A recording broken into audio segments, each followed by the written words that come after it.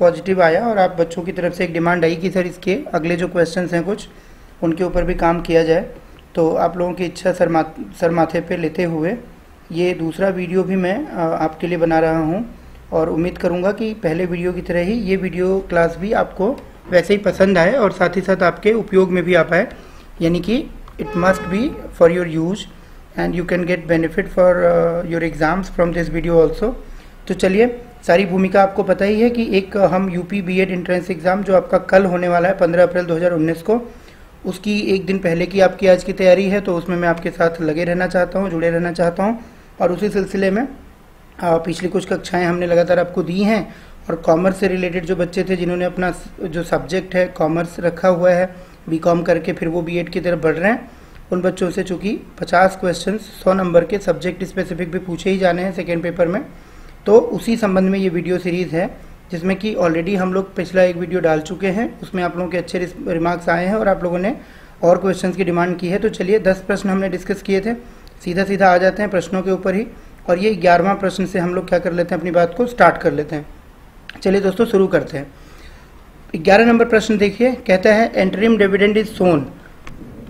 जो interim dividend होता है वो दिखाया जाता है कहाँ पे? एंटरिम डिविडेंड होता है बेसिकली जो कि हम अभी डिस्ट्रीब्यूट नहीं किया हुआ है हमने, बट उस अपने प्रॉफिट के हिस्से में से हमने जो अंतरिम एक तरीके से हम इसको बोलते हैं लाभांश, उसको रख रखा है। तो अब देखिए, in profit and loss account, in profit and loss appropriation account, on asset a side of balance sheet, on assets side of balance sheet, मतलब कि जो बैलेंस शीट बनाते हैं हम लोग, जिसको कि हम लोग एक तरीके से आर्थिक चिट्ठा कहते हैं, उसके एसेट साइड में, यानी कि संपत्तियों वाला जो हिस्सा होता है राइट साइड में, क्या उसमें लिखा जाता है, या फिर on liabilities side of balance, या बैलेंस शीट का जो लेफ्ट साइड होता है जिसमें कि हम जितनी भी कैपिटल एंड लाइबिलिटीज होती हैं, हमारी दायित्व होते हैं, पूंजी होती है, वो लिखते हैं, क्या उस साइड लिखा जाता है, या इनमें से कौन सा सही विकल्प है? तो आप लोग अपने कमेंट्स में आंसर दीजिएगा, जिससे इससे पता चल सकेगा कि भाई आपकी समझ क्या है इस प्रश्न को लेकर और आपकी तैयारी का स्तर भी क्या है। बाकी आप जानते हैं कि कंपनीज का जो फाइनल अकाउंट होता है, एक नॉर्मल होता है कि भाई कोई भी दूसरे फॉर्म का बिजनेस है उसका जो फाइनल अकाउंट होता है और जो कंपनी के फाइनल अकाउंट का फॉर्मेट होता है, उन दोनों में क्या है डिफरेंसेस होते हैं। और जो कंपनी के फाइनल अकाउंट्स होते हैं उसके अंदर आपको पता है कि जो प्रॉफिट एंड लॉस अकाउंट बनता है उसके अंदर 3 सेगमेंट्स होते हैं। पहला जो सेगमेंट होता है दोस्तों वो मैन्युफैक्चरिंग अकाउंट एक तरीके से हम कह सकते हैं होता है, दूसरा होता है प्रॉफिट एंड लॉस अकाउंट, तीसरा उसी का सेगमेंट होता है जिसको हम कहते हैं profit and loss appropriation account. तो ग्रॉस प्रॉफिट आपका ट्रेडिंग या मैन्युफैक्चरिंग अकाउंट से फॉरवर्ड होके आता है कहाँ पे? प्रॉफिट एंड लॉस अकाउंट में, ग्रॉस प्रॉफिट या ग्रॉस लॉस जो भी होगा केस। एंड देन आफ्टर सारे एक्सपेंसेस वगैरह एडजस्ट करके जो दूसरी इनकम से हमारी रेवेन्यू, उनको जोड़ के रेवेन्यू एक्सपेंडिचर्स को वहाँ पे घटा के फाइनली फिर हम नेट प्रॉफिट या नेट लॉस जो भी ऑकर होता है उसको आगे फॉरवर्ड करते हैं किसमें? Profit and loss appropriation account में। और वहाँ पे जो हमारे लिए जनरल रिजर्व्स वगैरह की ज़रूरतें होती हैं, या मान लीजिए किसी तरीके के फंड की रिक्वायरमेंट होती है, टैक्सेशन के लिए जो प्रोविजनल टैक्स के लिए हम एक तरीके से रिजर्व बनाते हैं, ये सारी चीज़ें, और जो इंटरिम डिविडेंड वगैरह है उनको दिखाया जाता है। मतलब कि एक तरीके से आप कह सकते हैं कि जो profit and loss appropriation account होता है that is basically account statement where we so the can say distribution of the profit, net profit, whatever profit the company has occurred, that profit is being allocated in which areas, that areas of distribution of the profit are shown in profit and loss appropriation account, जो कि company के अलावा जो दूसरे form of businesses हैं, partnership है या मान लीजिए सोल प्रोप्राइटरशिप है, उनमें रिक्वायर्ड नहीं होता है। यही एक डिफरेंस आप यहाँ पे देख सकते हो। और बाकी उसके बाद बैलेंस शीट जो बनती है कंपनी की, वो उसकी फाइनेंशियल पोजीशन को शो करती है, वो तो है ही। तो आपको आंसर इसका समझ आ गया होगा मेरे ख्याल से, और एक्सप्लेनेशन भी आपको समझ आ रही होगी कि जो करेक्ट आंसर होगा इसका बच्चों वो होगा बी, यानी कि profit and loss appropriation account के अंदर हम इसको दिखाते हैं। चलिए सेकेंड अब आते हैं नेक्स्ट क्वेश्चन पे, एंड नेक्स्ट क्वेश्चन का नंबर है 12 क्वेश्चन देखिए, मैच द फॉलोइंग का है, लिस्ट 1 एंड लिस्ट 2 में आपको मैचिंग करनी है, and this is related with functions of management. आप बच्चों ने पढ़ा होगा कि भाई प्रबंधन जो है 11th में ही पढ़ाया जाता है, अगर देखा जाए एनसीईआरटी की बुक्स वगैरह में, प्रबंधन यानी कि मैनेजमेंट के मेन फंक्शंस क्या है। तो उस पर आपने पढ़ा होगा कि भाई हेनरी फेयोल ने POCC का कॉन्सेप्ट दिया कि भाई प्लानिंग होता है, ऑर्गेनाइजिंग होता है, and then command, coordination and control, इस तरीके से उन्होंने POCC का कॉन्सेप्ट दिया। उसी में आपने पढ़ा होगा लूथर गुलिक साहब ने पोस्ट कॉर्ब कहा, POSDCORB, हर एक पहला लेटर एक फंक्शन को शो करता है कहीं ना कहीं। P फॉर प्लानिंग हो जाता है, O फॉर ऑर्गेनाइजिंग हो जाता है, S फॉर स्टाफिंग हो जाता है, डी फॉर डायरेक्टिंग हो जाता है, डायरेक्शन हो जाता है, एंड देन फिर उसके बाद CO यानी कि coordination, R means reporting, B means budgeting. तो आप ये ध्यान रखिएगा कि जो फंक्शंस ऑफ द मैनेजमेंट में दो थिंकर्स बड़े इंपॉर्टेंट हो जाते हैं। एक तो POCCC का कॉन्सेप्ट जिन्होंने दिया, किसने दिया? हेनरी फेयोल साहब ने। हेनरी फेयोल को आप जानते हो कि मैनेजमेंट थिंकर हैं, वो पिछली वीडियो में भी एक क्वेश्चन आया था जहां पे मैंने उनके बारे में जिक्र किया था कि हेनरी फेयोल को जाना जाता है क्लासिकल जो अप्रोच है मैनेजमेंट की, या क्लासिकल स्कूल ऑफ जो मैनेजमेंट है, जिसको कि एडमिनिस्ट्रेटिव मैनेजमेंट थ्योरी भी कहा जाता है, उसके फादर के रूप में जाना जाता है। और उन्होंने 14 प्रिंसिपल्स ऑफ मैनेजमेंट भी दिए, 14 प्रिंसिपल्स ऑफ मैनेजमेंट, जो कि बहुत पॉपुलर है, आज भी उतना ही पॉपुलर है जितना ये उस समय पॉपुलर था। और देखा जाए तो इनका जो समय रहा है हेनरी फेयोल का, वो FW टेलर के बाद यानी साइंटिफिक मैनेजमेंट के बाद 1920 से लेके लगभग 1930 के आसपास तक ये बहुत पॉपुलर रहे हैं। और उसके बाद फिर एल्टन मेयो का ह्यूमन रिलेशंस अप्रोच आता है, जिसमें एल्टन मेयो साहब जो है मानवीय तत्वों को मैनेजमेंट के अंदर, ह्यूमन वैल्यूज़ को, ह्यूमन एक तरीके से ह्यूमन नीड्स को, ह्यूमन जो कंसर्न्स हैं ऑर्गेनाइजेशन के अंदर, उन सबको इंक्लूड करने की बात करते हैं। इसलिए उनके सिद्धांत को भी नाम क्या दिया गया? ह्यूमन रिलेशंस अप्रोच, यानी कि मानव संबंध दृष्टिकोण, एल्टन मेयो को। ठीक है, तो आप ये तीनों आप ध्यान रख सकते हो जो मैंने आपको बताया। एक तो साइंटिफिक मैनेजमेंट FW टेलर, फिर क्लासिकल स्कूल या एडमिनिस्ट्रेटिव मैनेजमेंट थ्योरी जिसको प्रशासनिक प्रबंधन सिद्धांत कहते हैं, वो हो गया आपका किसका? हेनरी फेयोल, उसके जनक माने जाएंगे। बाकी थिंकर्स उसमें लिंडर रुबिक भी हैं, लूथर गुलिक भी हैं, मुने एंड रिले हैं, AC रिले एंड मुने। तो ये सारे लोग उसके अंदर कहीं ना कहीं आते हैं। JD मुने और AC रिले उनका पूरा नाम है, जिन्होंने कि प्रिंसिपल ऑफ कोऑर्डिनेशन को पहला एक तरीके से प्रिंसिपल माना है मैनेजमेंट का, यानी कि भी जो समन्वय है, समन्वय ही सबसे महत्वपूर्ण है, ऐसा कहने वाले कौन है? मुने और रेले साहब हैं। अब चलिए, ये तो होगी भूमिका। अब इस भूमिका के अंदर आपको देखना क्या है कि भाई लिस्ट 1 में और लिस्ट 2 में एक तरीके से फंक्शंस लिस्ट 1 में दिए गए हैं और उसके बारे में एक्सप्लेनेशन कह लीजिए लिस्ट 2 में, जिसको आपको मैच करना है। तो प्लानिंग इधर दे दिया, स्टाफिंग दे दिया, डायरेक्टिंग दे दिया, कंट्रोलिंग दे दिया, जो मैंने आपको पोस्ट कार्ड में बताया कि भाई POSDCORB, तो उसमें से 4 चीजें यहाँ पे आ गई आपके पास। अब प्लानिंग के आगे क्या आएगा? देखिए, ट्रेनिंग, फोरकास्टिंग, इवेल्युएटिंग या मोटिवेटिंग। आपको पता है प्लान करते हैं यानी कि हम लोग जो काम करने वाले हैं उसके लिए पहले हम प्लान करते हैं। तो फोरकास्टिंग का मतलब भी वही है कि फोरकास्ट करना यानी कि अनुमान लगाना, पहले से ही उसके बारे में भविष्यवाणी करना किसी चीज़ के बारे में कि भाई हमारा प्रॉफिट इतना होगा या हमारा लॉस इतना होगा या हमारे एक्सपेंसेस लगभग इतने आ सकते होंगे। जैसे कल पेपर है आपका, तो आप फोरकास्ट करके चल रहे होंगे कि भाई एटलीस्ट मैं इतने स्कोर करके आऊँगा या आऊँगी। तो प्लानिंग ही तो है वो कि भाई कैसे मैं टाइम मैनेजमेंट करूँगी एंड ऑल दैट। तो आप देखिएगा कि ए के आगे क्या आ जाएगा बेटा? आ जाएगा फोरकास्टिंग, यानी ए का हो जाएगा 2।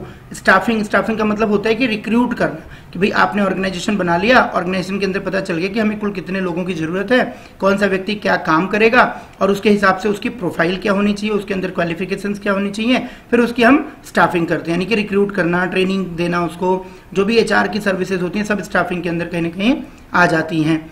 तो अब इसके आगे देखिए क्या आएगा? ट्रेनिंग आ जाएगा, एक आ जाएगा, साफ साफ लिखा हुआ है। तो रिक्रूटमेंट होता, ट्रेनिंग होता, डेवलपमेंट होता, ठीक है, ये सारी चीजें इसमें आ जाती। तो प्लानिंग के आगे आ जाएगा आपका क्या? 2। स्टाफिंग यानी B के आगे आ जाएगा आपका 1। अब बच गया देखो C, डायरेक्टिंग यानी कि हो गया निर्देशन देना। तो डायरेक्टर का काम क्या होता है? डायरेक्टर का काम होता है कि भाई पूरी टीम से अच्छे से काम निकलवाना, और पूरे टीम से अच्छे से काम निकलवाने के लिए आपको स्पेशल जो ऑर्डर्स हैं, डायरेक्शन हैं, वो भी देने पड़ेंगे, और आपको क्या करना पड़ेगा? लीडरशिप क्वालिटीज भी दिखानी पड़ेंगी, आपको मोटिवेट भी करना पड़ेगा। तो यहाँ पे क्या ऑप्शन मिल रहा है? हमें मोटिवेटिंग मिल रहा है। तो डायरेक्टिंग यानी C के आगे क्या आ जाएगा? 4। और कंट्रोलिंग यानी कंट्रोल करना, कि भाई जो भी डेविएशंस हो रहे हैं, जो भी हमने स्टैंडर्ड सेट किया, जो एक्सपेक्टेशंस हमने बनाई हुई हैं अपनी कंपनी से, अपने ऑर्गेनाइजेशन से, जो हमने प्लान किया हुआ है कि भाई हमें इतना प्रॉफिट या इतना टर्नओवर लेके आना है या इतना रिजल्ट देना है, और अगर वो रिजल्ट हम नहीं दे पा रहे हैं, उसके पीछे कुछ गैप रह जा रहा है, तो वो गैप क्यों है, उसको कैसे आने वाले टाइम में हम इम्प्रूव करेंगे, क्या हमारी स्वॉट एनालिसिस होगी, किस तरीके से हम स्टैंडर्ड्स को एक्चुअल से इवेल्युएट करेंगे एंड द डेविएशन को फाइंड आउट करेंगे, फिर करेक्टिव मेजर्स लेंगे। ये सब कंट्रोलिंग के अंदर आता है।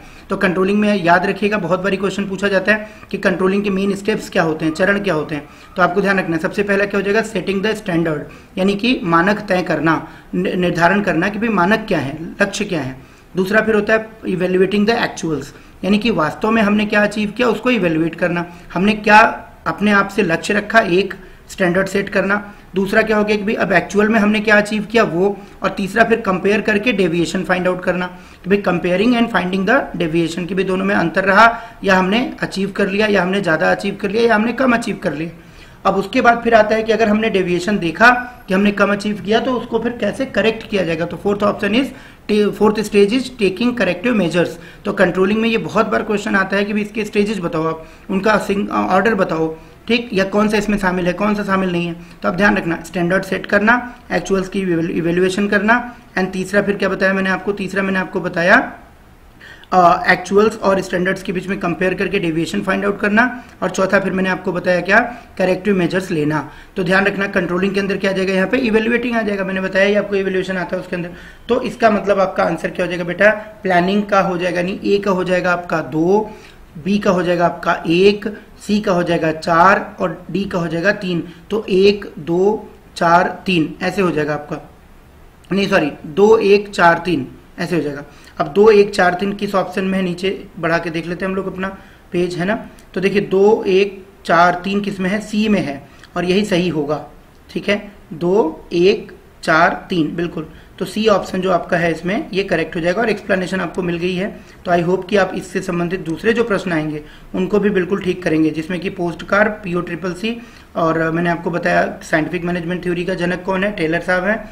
उसके बाद आपका क्लासिकल स्कूल का या आपका जो एडमिनिस्ट्रेटिव मैनेजमेंट है उसके हेनरी फेयोल हैं, और उसके बाद मैंने आपको बताया कि जो ह्यूमन रिलेशन अप्रोच है उसके एल्टन मेयो हैं, और जो बाकी थिंकर्स मैंने बताया AC रिले या JD मूने या लूथर गुलिक या लिंडल उर्विक, ये सब फेयोल के साथ वाले स्कूल के एक तरीके से माने जाएंगे, स्कूल ऑफ थॉट के माने जाएंगे। चलिए 13th क्वेश्चन पे आ जाते हैं बच्चों। मेमोरेंडम ऑफ एसोसिएशन कंटेन्स, अभी पहले भी एक क्वेश्चन था ये पिछले वीडियो में भी आई थिंक।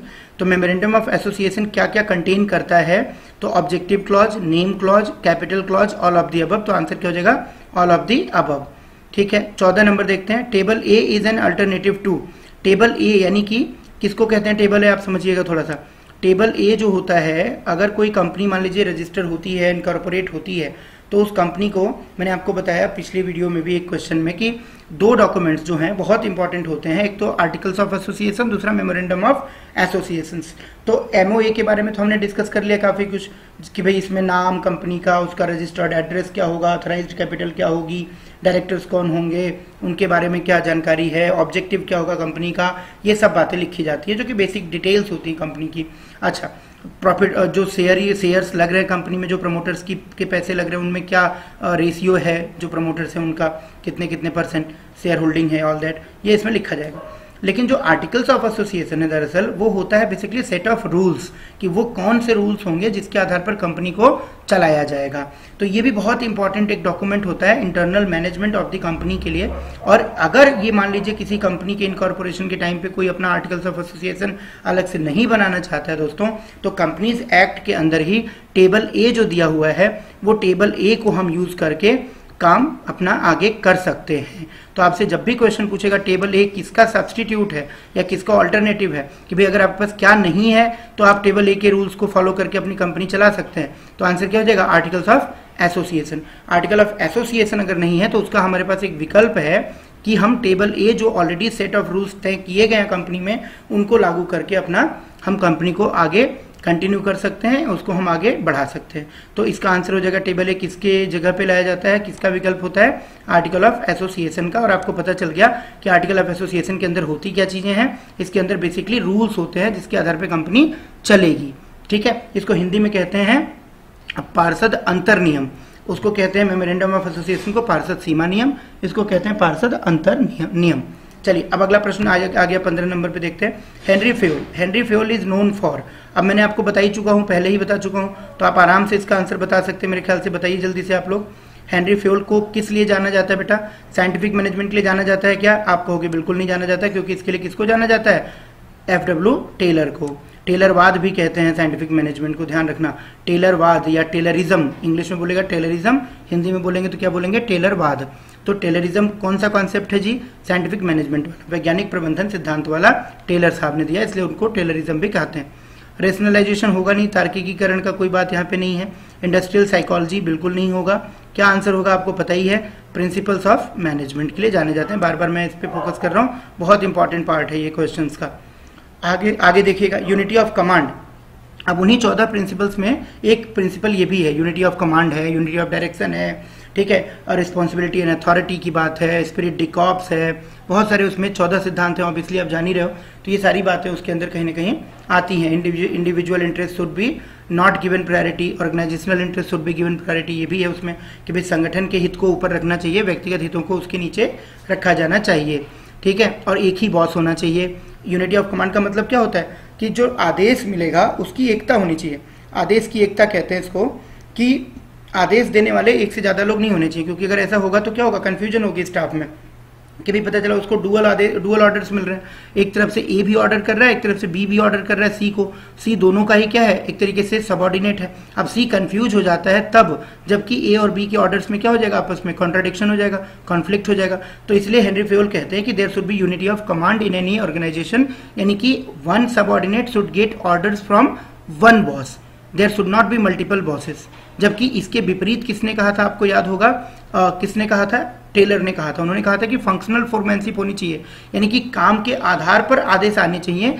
10 काम अगर है तो 10 के लिए आदेश एक ही व्यक्ति नहीं देगा, अलग अलग 10 सुपरवाइजर्स होने जरूरी होंगे। तो कहने के दोनों में क्या हो गया, ये डिफरेंस भी हो गया। यहाँ पे ये यूनिटी ऑफ कमांड की बात करते हैं, वहां पे वो फंक्शनल फोरमैनशिप की बात करते हैं। तो देखिए तुलनात्मक रूप से भी मैंने आपको बता दिया कि हेनरी फेयोल और टेलर में एक अंतर ये आ गया कि हेनरी फेयोल जो है वो स्पेशलाइजेशन के लिए फंक्शनल फोरमैनशिप की, यानी कि विशेषज्ञीकरण की बात करते हैं, कार्यात्मक फोरमैनशिप की बात करते हैं, और टेलर यूनिटी ऑफ कमांड की बात करते हैं, आदेश की एकता की बात करते हैं, और कहते हैं कि आदेश एक ही जगह से मिलना चाहिए। यूनिटी ऑफ कमांड का मतलब होता है आदेश एक जगह से मिलना चाहिए, और यूनिटी ऑफ डायरेक्शन का मतलब होता है कि जो टॉप लेवल होगा कंपनी का, जो हेड ऑफ द इंस्टीट्यूशन होगा, वो एक ही व्यक्ति होना चाहिए। दोनों में अंतर है, समझ लीजिएगा ध्यान से, है ना। यूनिटी ऑफ कमांड किसी भी लेवल पे हो सकता है कि भाई अगर मान लीजिए मैं कहूँ कि ऑर्गेनाइजेशन के 4th लेवल पे, ऊपर से 4थे स्तर पे आके अगर एक ही बॉस है और वो अपने सारे लेबर्स को या सारे एक तरीके से वर्कर्स को इंस्ट्रक्शंस दे रहा है, तो इसका मतलब कि 4थे स्तर पे यूनिटी ऑफ कमांड लागू हो गया, भले ऊपर ना हो। लेकिन unity of direction her level की बात नहीं है, unity of direction top level की बात है ना, कि भाई एक ही हेड होना चाहिए। जैसे इंडिया में हेड कौन है, राष्ट्रपति को माना जाता है कार्यपालिका का प्रधान, जबकि नीचे देखोगे तो मंत्रिपरिषद में कई मंत्री होते हैं, वो सब अपने अपने विभाग को निर्देश देते रहते हैं, है ना। लेकिन हेड ऑफ द कंट्री तो 2 नहीं है ना, वो तो एक ही होगा, राष्ट्रपति ही होगा। तो जहां पे हेड ऑफ द ऑर्गेनाइजेशन एक ही होगा उसको कहेंगे यूनिटी ऑफ कमांड को लागू करना, और जहां पे ऑर्डर एक जगह से मिलेगा वो किसी भी लेवल पे हो सकता है, ऊपर या नीचे के स्तर पे, तो उसको बोलेंगे यूनिटी ऑफ कमांड। इसके डिफरेंस भी पूछे जाते हैं, इसीलिए मैंने आपको एक्सप्लेन किया, ठीक है। तो unity of command implies having not more than one what, subordinate या फ्रेंड या बॉस या यूनिट। तो बड़े आराम से आप इसका आंसर आप कर सकते हो, क्योंकि एक्सप्लेनेशन मिल चुकी है आपको। क्या होगा, बॉस, कि भाई यूनिटी ऑफ कमांड का मतलब है कि बॉस एक से ज्यादा नहीं होने चाहिए। अब आइए 17 नंबर क्वेश्चन पे चलते हैं दोस्तों। X and Y theory of motivation has been propounded by. अब देखो मोटिवेशन के ऊपर जो थ्योरी है, ध्यान से सुनना इस बात को, बिल्कुल भूलना मत, है ना। फिर से बोल रहा हूँ, ध्यान से सुनना, सारे काम जो कर रहे हो ना उसको बंद कर दो, और अभी फिलहाल सिर्फ और सिर्फ इस क्लास पे ध्यान दो बेटा, क्योंकि ये सिर्फ और सिर्फ आपके लिए क्लास बनाई जा रही है और आपके कहने पे बनाई जा रही है। और आपको पता है कि इसको बनाने में थोड़ी सी असुविधा आ रही है, क्योंकि ये मेरे मन की बात नहीं है। मन की बात इसलिए नहीं है क्योंकि मैं जनरली कोशिश करता हूँ लाइव आके आपको पढ़ाने की। अब ये रिकॉर्डेड वीडियो बना के पढ़ाना मेरी सच में पसंद की बात नहीं है, लेकिन चूंकि जरूरी है, समय की ऐसी मांग है कि मैं बना रहा हूँ आपके लिए, और आगे भी बनाऊंगा अगर आपको ये पसंद आएगा तो। कंडीशन अप्लाइज, ठीक। तो ध्यान से सुनो, सारे काम बंद करके, क्या कह रहा हूं मैं, ध्यान से सुनना। ये जो बात कर रहा है ना X and Y theory of motivation, तो थोड़ी सी ज्यादा जानकारी मैं आपको दे देता हूँ, ओरली दे रहा हूँ, तो आपको सुनना ध्यान से पड़ेगा, लिखना भी पड़ेगा, अगर चाहो तो लिख लेना। देखो मोटिवेशन आप समझते ही हो, मोटिवेशन का मतलब होता है किसी भी व्यक्ति को जो अपेक्षित काम है वो करने के लिए प्रेरित करना। जैसे कि मैं आपसे अपेक्षा क्या कर रहा हूँ कि आप मेरी बात को ध्यान से सुनो, जरूरत पड़े तो नोट भी कर लो जो इंपॉर्टेंट लगे आपको। तो इसका मतलब कि इसके लिए मैं आपको मोटिवेट करूंगा, बताऊंगा आपको कि बेटा ऐसे करो ऐसे करो ऐसे करो, या आपके लिए जरूरी है, तो आप मोटिवेट हो जाओगे और आप मेरी बात को मानोगे। यानी कि जैसा मैं चाह रहा हूं आप पढ़ो वैसा आप पढ़ने लग जाओगे, तो इसका मतलब ये मोटिवेशन हो जाएगा, ठीक। यानी आप जब चाहते हो अपने घर पे किसी से कि भाई वो आप जैसा चाहते हो वैसे करे, घर का सामान जहां से उठाया वहीं रखे, ताकि आपको बाद में ढूंढने में मेहनत ना करनी पड़े। तो उसके लिए आप उनको क्या करोगे, मोटिवेट करोगे। जिस भी तरीके से आप मोटिवेट कर पाओगे, दो तरीके होंगे। एक तो आप उनको जब बच्चे ने उठाया कोई चीज़ और लाके वहीं पे रख दिया, आपने जूते सही जगह पे उतार दिए, टिफिन जाके किचन में रख दिया उसने वॉश बेसिन के पास, तो आप उसको शाबाशी दोगे कि वाह बेटा वाह, बहुत बढ़िया काम किया आपने, आपने बैग में नहीं छोड़ा टिफिन, यहाँ रख दिया, तो उससे साफ हो जाएगा टाइम पे ये, और खराब नहीं होगा, बैग में बदबू नहीं आएगी आपके, है ना। या मुझे वो फेस नहीं करना पड़ेगा जो सिंकिंग है, एक तरीके से स्मेल है।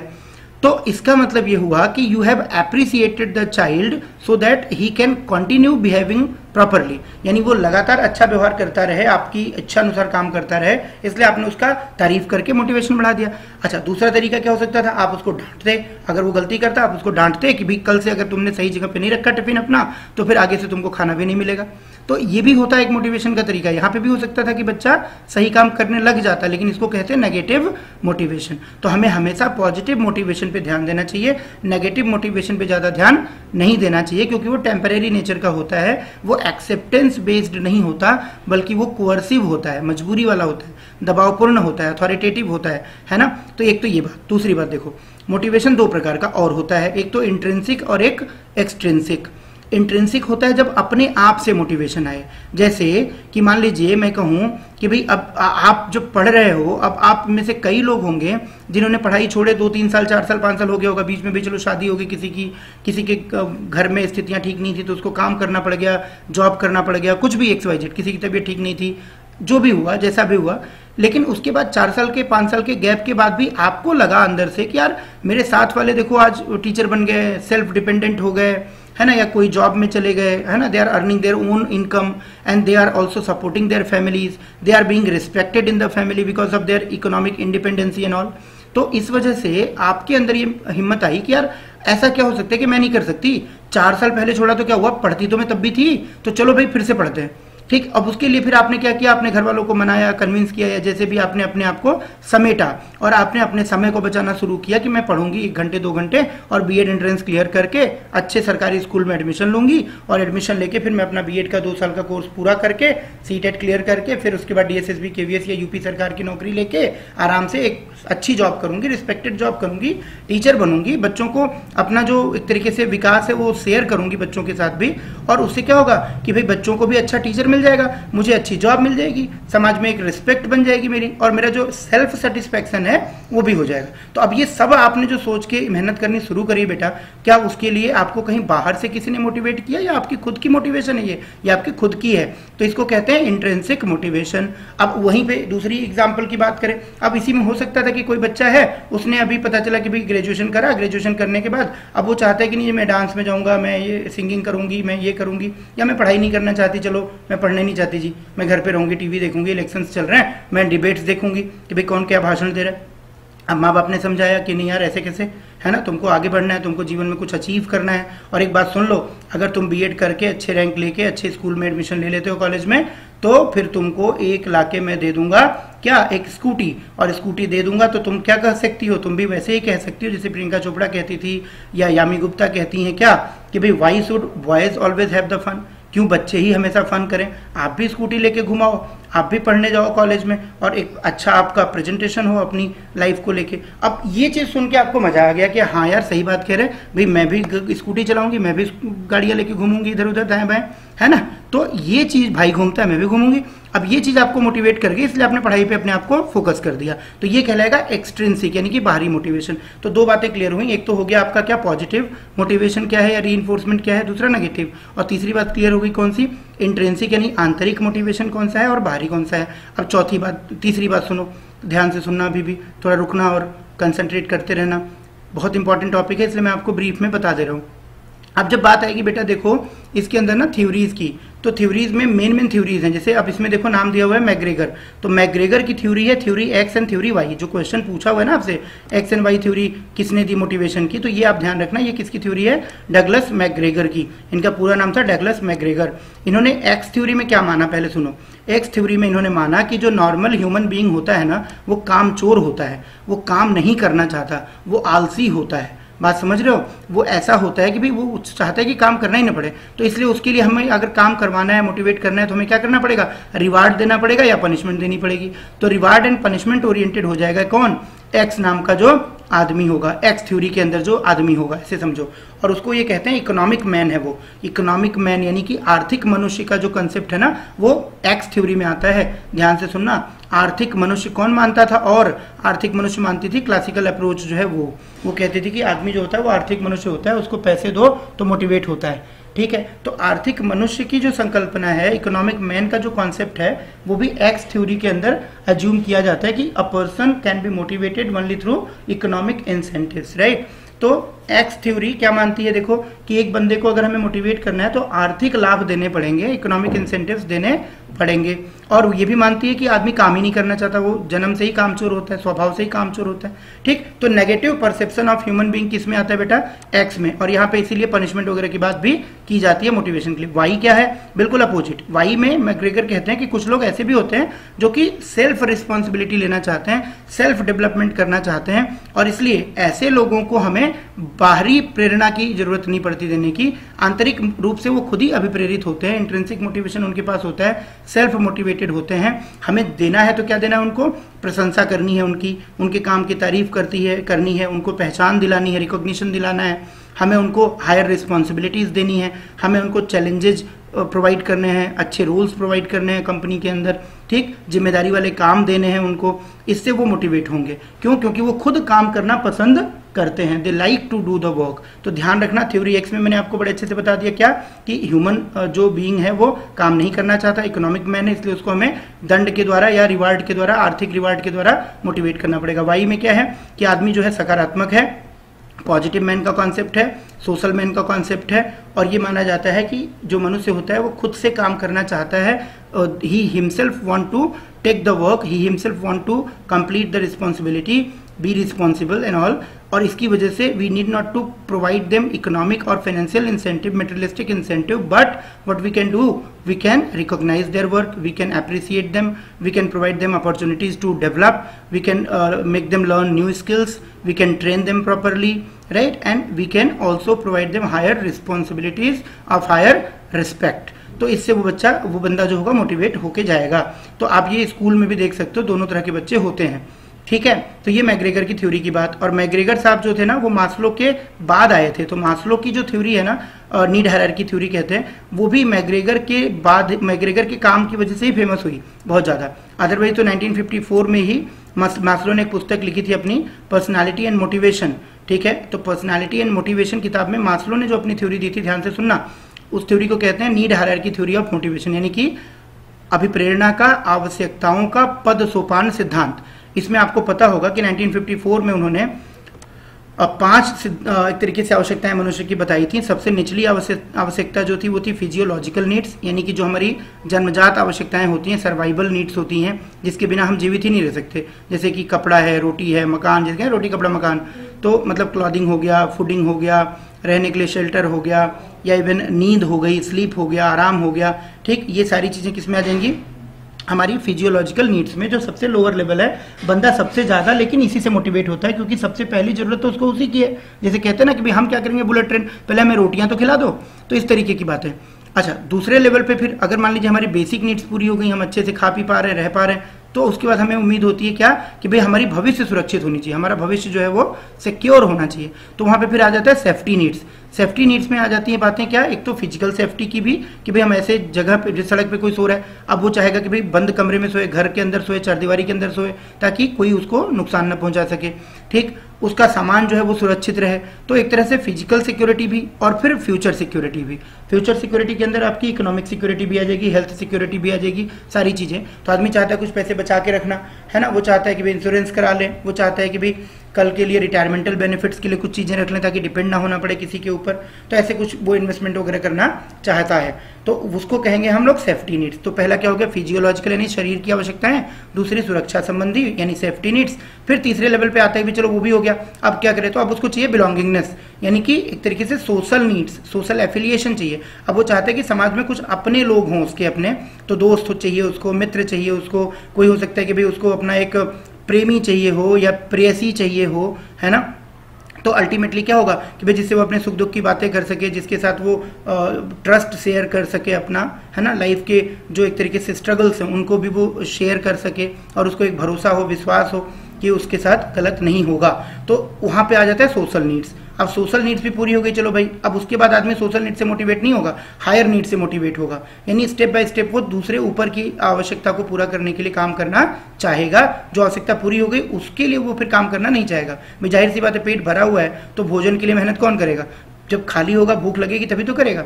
वही बात है। अब चौथे लेवल पे आता है, देखो, सेल्फ स्टीम। सेल्फ स्टीम का मतलब हो जाता है कि भाई आत्मसम्मान की आवश्यकता। अब बंदे को चाहिए रिस्पेक्ट, ऑनर।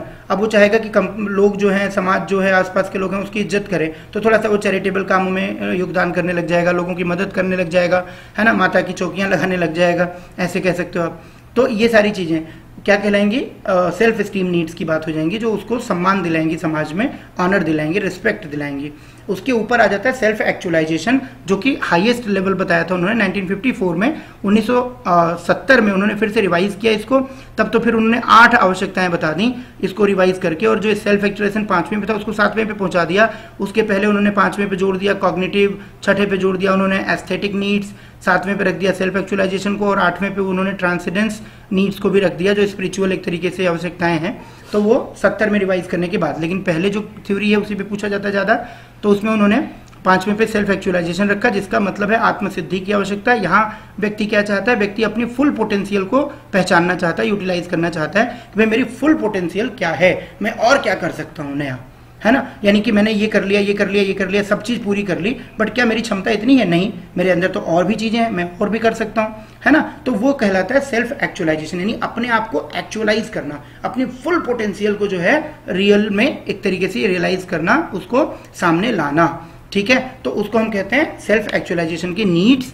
तो वो भी एक मोटिवेशन का फैक्टर बन जाती है, लेकिन वहां तक पहुंचने में बहुत समय लगता है। ज्यादातर लोग तो वहां तक पहुंच ही नहीं पाएंगे, वो अपनी रोजमर्रा की जिंदगियों में ही उलझ के रह जाएंगे कहीं ना कहीं, है ना। तो बहुत रेयर होते हैं जो वहां पहुंचते हैं। लेकिन जो मास्लो साहब हैं, कार्ल रोजर्स हैं, ये लोग ऐसे जो ह्यूमनिस्टिक अप्रोच वाले लोग हैं, ये ह्यूमनिस्टिक अप्रोच के लोग हैं साइकोलॉजी में जब हम पढ़ते हैं, तो ये ऐसे लोग हैं, ये मानते हैं कि भाई every person has the capability to reach at the top. यानी कि हर व्यक्ति, चाहे आप हो, मैं हूं, कोई भी हो, सबके अंदर वो क्षमता है कि वो अपना बेस्ट जो है एक्चुअलाइज कर सकता है, अगर वो लगातार मेहनत करे और समाज उसको क्या करे? सपोर्ट करे। यानी कि एनवायरनमेंट अगर उसको सपोर्ट करे और वो अपनी मेहनत करे, तो each and every individual is the has the capacity to reach at the top. यानी कि अपने आवश्यकताओं के क्रम में सबसे ऊपरी स्तर की आवश्यकता तक पहुंचने के लिए हर व्यक्ति सक्षम होता है। तो उसी को कहते हैं most capable person. Every person is most capable person. हर व्यक्ति जो है पूर्ण रूप से सक्षम व्यक्ति है, ये ध्यान रखना आप लोग। तो ये समझ आ गया होगा आपको, I think. McGregor, Maslow, 2 important जो इसमें थे। हर्जबर्ग देखो आ गया। हर्जबर्ग की थ्योरी का नाम नोट कर लेना, 2 फैक्टर थ्योरी कहते हैं, द्विकारक सिद्धांत, जिसमें एक कारक उन्होंने बताया कौन सा? हाइजीन कारक, दूसरा बताया मोटिवेटर्स। हाइजीन का मतलब वो आदमी जो कि अपने बाहर की चीजों को लेकर ज्यादा परेशान रहता है। मतलब कहने का कि भाई जैसे अभी मैं हूं, मुझे ये वीडियो रिकॉर्ड करना है, तो मैंने क्या करा कि भाई पंखा बंद कर दिया, एसी चला दिया। अब एसी में ठंड लग रही और पंखा बंद होने से गर्मी लग रही, दोनों में दिक्कत हो रही, लेकिन फिर भी मुझे वीडियो बनानी है। तो मैं प्रेरित हूं कहां से? एक तरीके से मोटिवेटर फैक्टर से, कि बच्चे देखेंगे, तारीफ करेंगे, उनको फायदा हो जाएगा कल के एग्जाम में, तो ये मेरे लिए बड़ी बात है। तो इसलिए उस चीज को भी सहा जा सकता है। आप भी सहते हो, हम भी सहते हैं, हर कोई सहता है। तो देखो 2 तरह के लोग हैं। एक होता है कि उसको चाहिए आराम, कि भाई देखो कुर्सी अच्छी नहीं है, मेरे से काम नहीं हो रहा, कंप्यूटर पे ये कीबोर्ड पुराना हो गया, मेरे से काम नहीं हो रहा। कोई कहेगा स्क्रीन सर ये साफ नहीं आ रही, उजाली नहीं आ रही, थोड़ी डाउन हो गई, काम नहीं हो रहा। मतलब कि आसपास की चीजों पे गद्दा अच्छा नहीं है, कुर्सी अच्छी नहीं है, लाइट अच्छी नहीं आ रही, है ना, सैलरी कम है, तो उसको कहेंगे हाइजीन फैक्टर्स, हाइजीन सीकर। यानी ऐसा व्यक्ति जो हाइजीन को लेकर ज्यादा परेशान है, अपने बाहरी वातावरण को लेकर ज्यादा परेशान है। और दूसरी तरफ कौन है? मोटिवेटर्स हैं। मोटिवेटर्स वही वाले जो थ्योरी वाई में मैंने बताया कि भाई कुछ लोग ऐसे हैं जिनको कि इनसे फर्क नहीं पड़ता कि उसके आसपास कुर्सी कैसी है, मेज कैसा है ना। उसको साधारण मेज पे भी बिठा दोगे काम करने के लिए, सिस्टम देके, पुराना कंप्यूटर भी दे दोगे, लेकिन अगर उसको इज्जत दोगे काम करने के लिए, अगर उसको आप प्रॉपर रिस्पेक्ट दोगे, उसकी पूरी वैल्यू दोगे उसकी ऑर्गेनाइजेशन में अपने, तो वो काम करेगा। उसको फर्क नहीं पड़ता कि पंखे चल रहे हैं नहीं चल रहे हैं, एसी चल रही है नहीं चल रही। हाँ ठीक है, हाँ, जो रिक्वायर्ड जरूरतें उतनी होनी चाहिए, बट उससे ज्यादा वो उस पर फोकस नहीं करता है ना। जैसे हम देखते हैं हमारे पेरेंट्स होते हैं, अब हमारे पेरेंट्स हमारी चीजों को पूरा करने के लिए अपने आप को तकलीफ में भी रख लेते हैं, उनको उसका लेकिन दुख नहीं होता, वो इस चीज को गाते नहीं रहते कि भाई हमने ये तुम्हारे लिए सहा वो सहा, ठीक। लेकिन हमसे पता चलता है थोड़ी सी गर्मी नहीं बर्दाश्त होती, थोड़ी सी ठंड नहीं बर्दाश्त होती, तो हम क्या है कि हम एक तरीके से कहने की हाइजीन पे फोकस कर रहे हैं। लेकिन बहुत सारे ऐसे लोग हैं जो कि सब कुछ होते हुए भी वो दूसरों के लिए काम करने में सुख महसूस करते हैं। क्यों? क्योंकि उनको अपने अंदर की संतुष्टि चाहिए। तो ध्यान रखना, हर्जबर्ग की थ्योरी का नाम क्या है? 2 फैक्टर थ्योरी। और पहली थ्योरी कौन सी है? पहली थ्योरी है, पहला फैक्टर क्या है? Hygiene factor. दूसरा क्या है? मोटिवेटर। हाइजीन फैक्टर यानी कि बाहरी चीजें, और मोटिवेटर्स यानी कि आंतरिक प्रेरणा वाली चीजें, जो मैंने आपको इंट्रिंसिक में पहले ही बताई या थ्योरी वाई में बताई। आउची, अब विलियम आउची जो है, देखो उनका पूरा नाम था विलियम आउची, इन्होंने थ्योरी जेड दी थी। ये जापान के थिंकर हैं, इन्होंने थ्योरी जेड दी थी। तो थ्योरी जेड में क्या था? देखो थ्योरी जेड में ये था कि थ्योरी जेड में ये सेम वही बात वाई वाली जो है उसको और आगे बढ़ाते हैं। उसमें ये जो भी कार्मिक हैं, जो भी एम्प्लॉइज हैं आपके, उनको और बेहतर एक तरीके से डेवलपमेंटल अपॉर्चुनिटीज वगैरह देने की बात करते हैं कि हम और बढ़िया कैसे प्रोवाइड करें अपने स्टाफ को, एम्प्लॉइज को, उनको परमानेंट टाइप से एसोसिएट करने की बात करते हैं। आप जानते हैं कि जापान में जो सिविल सर्विसेज होती है ना, वो एक तरीके से परमानेंट जॉब्स की तरह ट्रीट की जाती हैं। वो व्यक्ति को पूरे लाइफ के लिए कहीं ना कहीं एश्योर करके चलती हैं। तो वहाँ पे थ्योरी जेड में आपको बस इतना ध्यान रखना है कि वाई वाली सारी चीज़ें हैं, अच्छी वाली जो है लोगों को लेकर जो अच्छी धारणाएं वाली बातें हैं, और एम्प्लॉइज़ के डेवलपमेंट पे, उनके करियर डेवलपमेंट पे, उनको नई स्किल सिखाने पे और उनको परमानेंट रोजगार देने पे ज़्यादा फोकस करती हैं, सिक्योरिटी पे उनके मतलब। ठीक, अब आइए हम चलते हैं 18 पे। मेरे ख्याल से ये लंबा एक्सप्लेनेशन हुआ है, लेकिन आपके काम आएगा ये सोचकर मैंने एक्सप्लेनेशन किया है, तो आप इसको ध्यान से देखिएगा। और भी थिंकर्स हैं वैसे तो मोटिवेशन के, मैक्लेलैंड की थ्योरी है, डेविड सी मैक्लेलैंड की। उसके अलावा आपका जो थ्योरी ऑफ मैनिफेस्टो नीड्स है वो भी है, क्लेटन एल्डरफर की थ्योरी है। ठीक है, तो बहुत सारी थ्योरीज हैं। मैक्लेलैंड की अचीवमेंट थ्योरी है, क्लेटन एल्डरफर की जो थ्योरी है वो कहलाती है आपकी ERG theory, existence, relatedness and growth. इसके अलावा अगर आप बात करते हो तो वहाँ पे आप देखोगे विक्टर ब्रूम हैं, सेल्जनिक हैं, फिलिप येटन हैं, इन सब की थ्योरी है, एक्सपेक्टेंसी थ्योरी तो वो भी है। तो multiple theories are there, but फिलहाल इतनी है मैंने आपको बताई। अब देखो 18 नंबर का प्रश्न, क्योंकि ये लंबा वीडियो होता जा रहा है, 35 मिनट ऑलरेडी हो चुके हैं, अभी भी इसके 2-3 प्रश्न बाकी हैं हमारे, 20 अगर हम 10 भी करते हैं तब भी। देखो, अ company can reissue its forfeited shares. फिर से अकाउंट्स का क्वेश्चन आ गया, कंपनी अकाउंट्स का। भाई आप जानते होंगे कि शेयर्स का मैंने पहले बताया था पिछले वीडियो में। अब फॉरफीचर ऑफ शेयर क्या होता है कि भाई जैसे मैंने आपको बताया था कि called up capital and paid up capital, कि कंपनी ने मान लीजिए 2 करोड़ रुपए की मांग की शेयर्स पे। अब उसमें से 1 करोड़ 75 लाख मैंने उदाहरण दिया था कि मिल गए कंपनी को, लेकिन 25 लाख रुपए अभी भी कंपनी को नहीं मिले। कुछ ऐसे शेयर होल्डर्स थे जो पूरा पैसा नहीं दे पाए। अब कंपनी उनको क्या करेगी भाई, रिमाइंडर पे रिमाइंडर भेजेगी कि जी आपकी इनकम नहीं आई, आपकी फर्स्ट कॉल तो आ गई थी लेकिन सेकेंड कॉल का पैसा बाकी है, या मान लीजिए अलॉटमेंट तक का मनी तो आ गया एप्लीकेशन अलॉटमेंट का, लेकिन आपका first call and second call रह गया। यानी कि 100 रुपए का अगर शेयर था, 50 आपने दे रखा है, लेकिन बाकी के 50 आप नहीं दे रहे हो, दे दो भाई, दे दो भाई, दे दो भाई। अब कई बार एक रिमाइंडर के बाद भी अगर वो शेयर होल्डर मान लीजिए बचे हुए पैसे कंपनी को नहीं देता है शेयर्स के बदले, तो कंपनी के पास ये राइट होता है कि वो उन शेयर्स को फॉरफीट कर ले, यानी उससे एक तरीके से हरण कर ले उसका। ठीक है, फॉरफीचर का मतलब होता है हरण करना। उस शेयर को वो एक तरीके से अपने पास वापस ले ले उस व्यक्ति से, ठीक है, जिसमें कि उसका पैसा भी डूब जाएगा जो उसने पहले लगा रखा था आधा, 50 रुपए पर शेयर तो दे ही रखे थे उसने, वो भी डूब जाएगा इस स्थिति में। तो फॉरफीट कर लेती है कंपनी। अब वो शेयर फिर से रीजनरेट हो जाता है, उस कंपनी के पास ये राइट होता है कि कुछ समय के बाद उन शेयर्स को वो दोबारा री इशू कर सकती है, फ्रेश नए शेयर के रूप में जनता के बीच में डाल सकती है। ठीक, तो वही पूछ रहा है कि जो फॉरफीटेड, एक तो आपको कंसेप्ट क्लियर हो गया होगा कि फॉरफीचर ऑफ शेयर क्या होता है। देखो अब पूछ क्या रहा है ये समझो कि फॉरफीचर ऑफ शेयर हो गया, मान लीजिए आपने शेयर फॉरफीट कर लिया अपनी कंपनी के उन शेयर होल्डर से जिन्होंने पूरी पेमेंट आपको, पूरा पैसा शेयर्स का नहीं दिया। अब क्या करना है, अब पूछ रहा है कि कंपनी क्या उन शेयर्स को री इशू कर सकती है, तो किस रेट पे री इशू कर सकती है, at a premium. At a premium का मतलब होता है कि भाई 100 रुपए का शेयर है और आप अगर उसको 110 रुपए पे री इशू कर रहे हो तो उसको कहा जाएगा कि 10 रुपए के प्रीमियम पे इशू कर रहे हो, या 10% के प्रीमियम पे इशू कर रहे हो, क्योंकि 100 रुपए का शेयर है तो 10 रुपए 10% ही हुआ है ना। अगर 200 का होता और 10 रुपए ही बढ़ाते तो 5% कहलाता, 20 बढ़ाते तो फिर 10% कहलाता। तो ये समझ लीजिएगा। तो प्रीमियम का मतलब हो गया कि जितनी फेस वैल्यू है शेयर की उससे ऊपर की कीमत पे अगर शेयर इशू किया जाता है तो that is called issuing the share at premium. ठीक, अगर हम फेस वैल्यू पे करते हैं, उसको 100 का है, 100 ही का इशू कर रहे हैं तो एट फेस वैल्यू माना जाएगा। एट अ डिस्काउंट कब होगा, आप समझ ही चुके होंगे कि अगर 100 रुपए का शेयर आप 90 रुपए में इशू करते हो तो वो कहलाएगा issuing the share at a discount. तो ये ध्यान रखना कि भाई एट अ प्रीमियम का मतलब ज्यादा पैसे पे इशू करना, एट अ डिस्काउंट का मतलब कम पैसे पे इशू करना, और एट अ फेस वैल्यू, यानी कि जितने का शेयर है उतने ही रुपए, 100 रुपए का शेयर है, आपने 100 रुपए पे उसको मार्केट में इशू कर दिया तो वो कहा जाएगा at a face value. Question क्या पूछा था, a company can reissue its forfeited shares at premium, at face value, at discount, all of the above. Answer should be all of the above. ये company का अपना prerogative है कि वो कैसे इशू करना चाहती है। Company has the right to issue it at any rate. Clear हुआ। 19 नंबर क्वेश्चन पे आते हैं बेटा। 19th question is which of the following is an example of capital expenditure. देखो ये बहुत इंपॉर्टेंट टॉपिक है, revenue expenditure and capital expenditure and revenue receipt and capital receipt. आपको समझना है ध्यान से। कैपिटल रिसीट एक्सपेंडिचर है तो देखो कैपिटल एक्सपेंडिचर वो खर्चे होते हैं कंपनी के जो कि कंपनी करती है किसी या तो लॉन्ग टर्म एसेट को खरीदने पे, जैसे कंपनी ने मान लीजिए मशीन खरीद लिया, ट्रक खरीद लिया, ठीक है, फर्नीचर्स खरीद लिए, तो वो फर्नीचर्स या ट्रक या मशीन कोई 6 महीने के लिए तो इस्तेमाल नहीं होगी भाई, साल दर साल चलेगी, जिससे कि कंपनी को रिटर्न मिलेगा एक तरीके से। तो आप ये ध्यान रखना कि जितने भी इन्वेस्टमेंट काइंड ऑफ एक्सपेंडिचर्स हैं जिससे कि हमें एक लॉन्ग टर्म रिटर्न का संभावना बनता है, पॉसिबिलिटी बनती है कि भाई इससे हम लॉन्ग टर्म में पैसे जनरेट कर सकते हैं, तो उनको हम क्या कहते हैं, कैपिटल एक्सपेंडिचर्स कहते हैं। क्लियर हुआ। अगर कंपनी मान लीजिए किसी और कंपनी को खरीदती है कुछ पैसे देके तो वो भी कैपिटल एक्सपेंडिचर होगा। कंपनी कोई संपत्ति खरीदती है लॉन्ग टर्म, वो भी कैपिटल एक्सपेंडिचर होगा। आई बात समझ में। अब यहाँ पे देखो आप कि भाई विच of the following is an example of capital expenditure. अब इसी का उल्टा एक और समझ लो आप, रेवेन्यू एक्सपेंडिचर।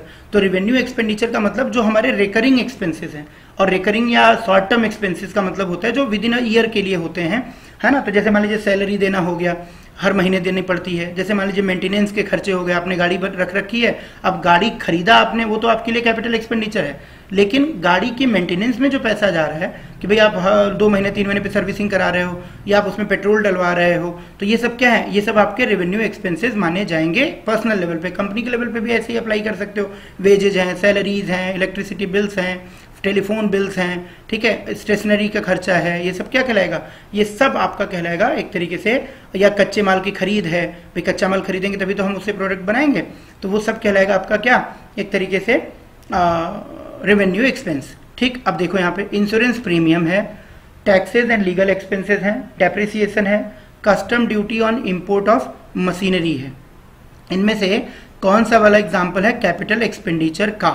तो टैक्सेस एंड लीगल एक्सपेंसेस क्या हमारे लिए कैपिटल एक्सपेंडिचर है, क्या उससे हमें कुछ इन्वेस्टमेंट करके कुछ मिलना है बाद में, नहीं, क्योंकि वो खर्चा है एक तरीके से, भाई हमने दे दिया, खत्म होगी बात। डेप्रिसिएशन क्या है, डेप्रिसिएशन भी खर्चा है कि आपने कोई मशीन खरीदी है, अब मशीन आपकी भाई 10 साल चलेगी, तो इसका मतलब क्या हुआ कि हर साल उसमें कुछ ना कुछ वैल्यू में कमी आ रही है कि नहीं आ रही, इसी को डेप्रिसिएशन कहते हैं।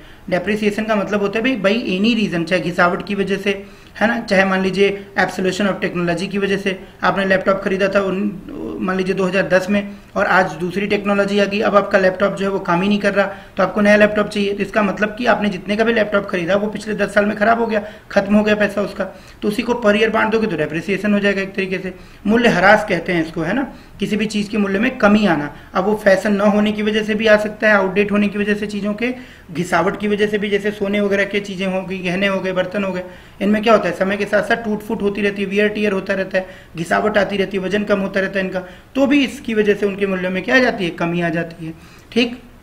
चलिए, तो डेप्रिसिएशन आप समझ गए हैं, डेप्रिसिएशन पे भी क्वेश्चन आते हैं बहुत, तो ये भी आपका एक्सपेंस है, ये भी कोई आपका कैपिटल एक्सपेंस नहीं है, मतलब रेवेन्यू एक्सपेंसेस है ना। और custom duty on import of machinery. अब आप मशीनरी देखो खरीद रहे हो, बेटा समझना ध्यान से, जब हम कोई भी मशीनरी खरीदते हैं तो मशीनरी खरीदने में जितना पैसा लगा वो भी कैपिटल एक्सपेंडिचर।